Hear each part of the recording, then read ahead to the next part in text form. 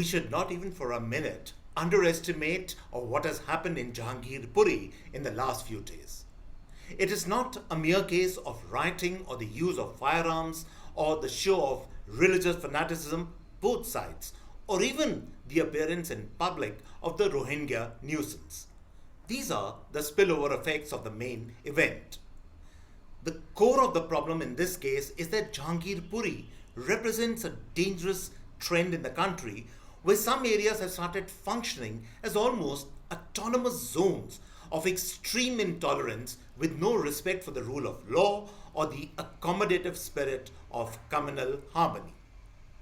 These zones have become breeding grounds for religious fanaticism and indoctrination combined with criminality of the worst order. And that is not all. These zones are always a hair trigger away from the exhibition of the worst possible kind of violence. The crime lord, who is also a religious fanatic, rules the roost here and controls the denizens of the zone. The Indian state has, in a sense, been shut out from these areas.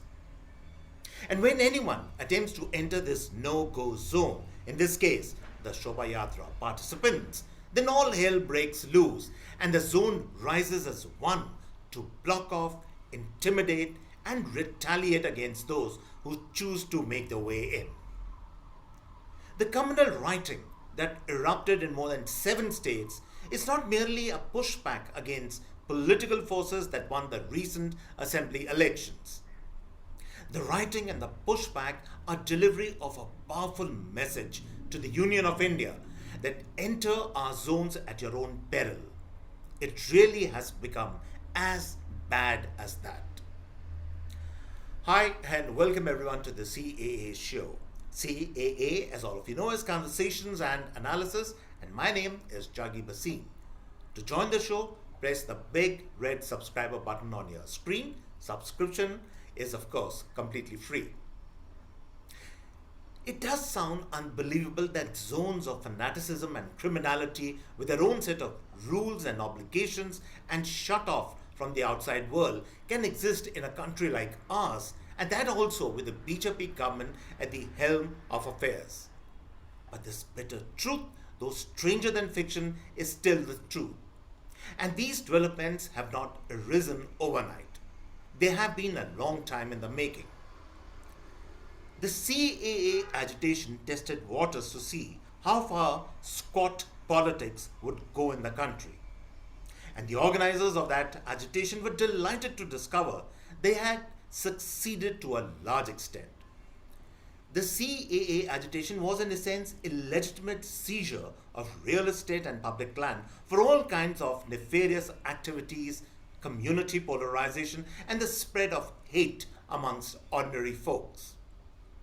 The organizers were greatly encouraged in their endeavors when the entire opposition put its weight behind the agitation and even gave it a cloak of respectability by projecting it as a fight for secular values and universal brotherhood. In reality, the agitation filled the minority community with hate and paranoia against real or imagined enemies. If ever there was a case for mass psychosis, then surely it was the CAA agitation.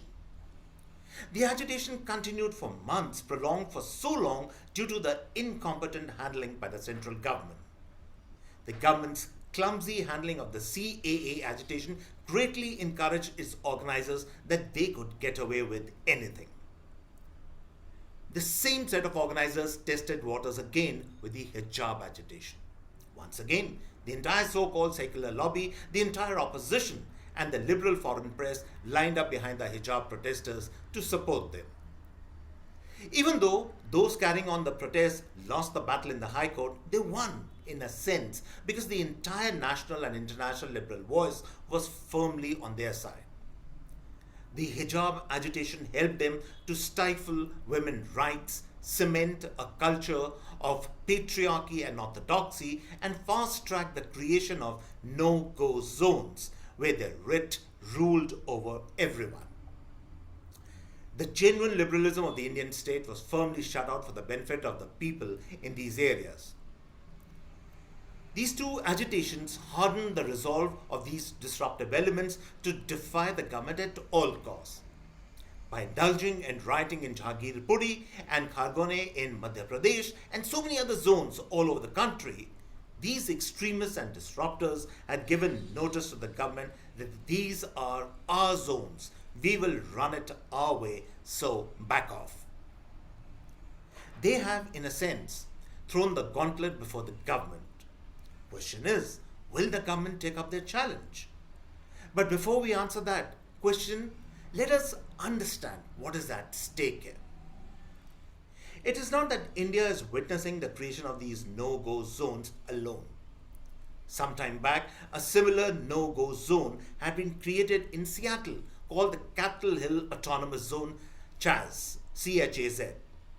In Brazil and parts of Mexico, similar criminal-run enterprises created zones have been in operation for years. Question is, are we prepared to go down that path?